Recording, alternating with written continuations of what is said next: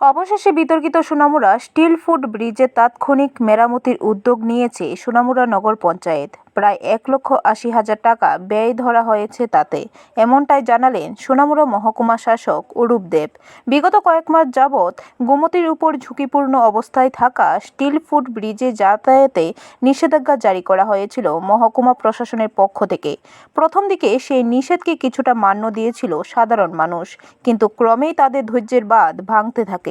একটা সময় দেখা যায় প্রশাসন থেকে লাগানো ব্যারিকেড খুলে ফেলে অনায়াসেই পুনরায় যাতায়াত শুরু করে দেয় সাধারণ মানুষজন। প্রশ্ন করা হলে তারা জানায়, প্রশাসনের গড়িমসির কারণে তাদের ধৈর্যের বাঁধ ভেঙে গেছে, তাই তারা মহকুমার শাসকের বিধিনিষেধকে অমান্য করেই পুনরায় চলাচল শুরু করে দেয়। আদৌ কবে নাগাদ এই ব্রিজের পুনর্নবীকরণ হবে সেটা নিয়ে ছিল ধোঁয়াশা, আর এরপরই এই ঘটনাকে কেন্দ্র করে বিরূপ প্রতিক্রিয়ার চাউর হয় সমগ্র এলাকায়, দানা বাঁধে বিতর্কের। অপরদিকে সোনামুড়া বাজার ব্যবসায়ী এবং নদীর দক্ষিণ পাড়ে কৃষকরা এই ব্রিজের বন্ধ থাকার কারণে অনেকটাই আর্থিক দিক থেকে ক্ষতির সম্মুখীন হয়েছেন বলে তারা বিষয়টি জানিয়ে দ্রুত সমাধানের আর্জি জানান মহকুমা শাসকের নিকট। মহকুমা শাসকের পক্ষ থেকে বিষয়টিকে ঊর্ধ্বতন কর্তৃপক্ষের গোচরে পাঠানো হয়। এরপর আরডি দপ্তর থেকে প্রথম অবস্থায় একটি টেন্ডারও বের করা হয়, কিন্তু এটা কোনো নির্মাণকারী সংস্থা ড্র করেনি।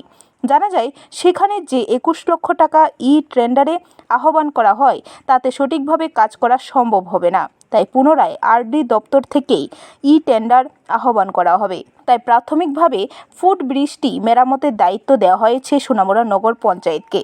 সাংবাদিকদের এক প্রশ্নের উত্তরে এমনটাই জানালেন মহকুমা শাসক অরূপ দেব। তাছাড়া তিনি জানান, এই ব্রিজটি কেবলমাত্র সাধারণ মানুষের চলাচলের জন্য ব্যবহার করা যেতে পারে।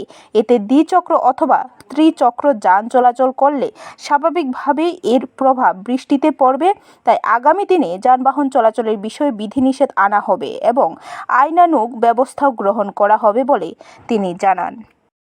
কিছুদিন আগে আমাদের আরডি ডিপার্টমেন্ট থেকে প্রথম ইলেকশনের আগে তারা একটা টেন্ডার ফ্লোট করেছিল এটাকে নতুন একটা স্টিল ফুট ব্রিজ করার জন্য। তো তখন আমি শুনেছি যে কেউ ড্রপ করেনি কোনো বিডার। তো এর পরবর্তীকালে তো ইলেকশনটা চলছিল, তো এর মধ্যে দেখা গেছে যে আরডি একটা রিপোর্ট আমাদেরকে পেশ করেছে যে ব্রিজটা একটু বিপজ্জনক অবস্থায় আছে। সেই মোতাবেক আমরা সেটাকে বন্ধ করে দিয়েছিলাম। কারণ আমি নিজেও দেখেছি যে এখানে মানে 2 হুইলার 3 হুইলার ক্রমাগত স্টিল ফুট ব্রিজ সাধারণত হচ্ছে পাবলিক মানে ওয়াকিং ওয়েতে তারা আসবে যাবে। এখানে কোনো রকম যানবাহন যে পর্যায়ে যে ক্যাটাগরির হোক না কেন সেটা এখানে চলাচল করা কিন্তু ঠিক নয়, আইনসম্মতও নয়, কিন্তু তা সত্ত্বেও এটা যাচ্ছে। তা আমরা সেটাকে আমরা বন্ধ করে দিয়েছিলাম।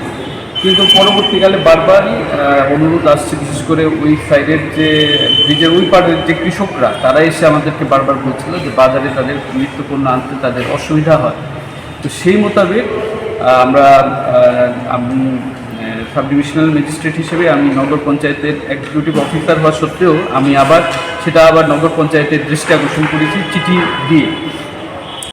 ব্যুরো রিপোর্ট, খবর ত্রিপুরা।